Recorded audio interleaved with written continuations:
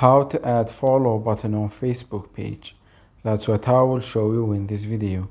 But before we begin, make sure to subscribe to the channel and ring the bell to get notified whenever a new video is uploaded.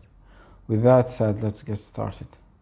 So go ahead, open up any browser you have and then click on the three dots at the top right and request the desktop site.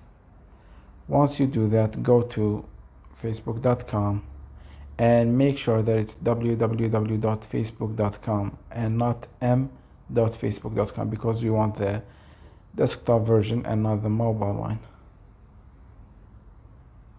After that, log into your account, and once you do that, go to the page that you want to add the follow button on.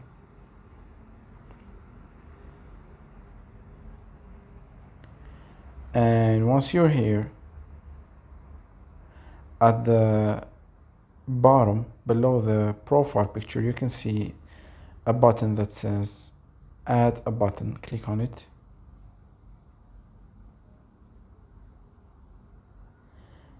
And it says choose the action you want your page visitors to take, and let's choose follow. It says that it makes it easy for people to follow your page. Select that one,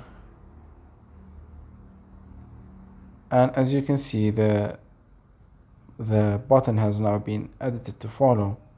I can't see it because I'm on the page, the back end of the page, but if someone else searched for this page, like he accessed it from another account, he will see the follow button. Let me show you in a minute. As you can see right now, I have accessed the page from another account, and the button at the bottom says follow. Just because I'm using the Facebook Lite, it won't appear, but on the normal Facebook app it will appear, the follow button next to the messages one. So that was it for this video. That's how you can add a follow button on your Facebook page. If you have any questions, please leave them in the comment section down below. With that said, see you in the next video.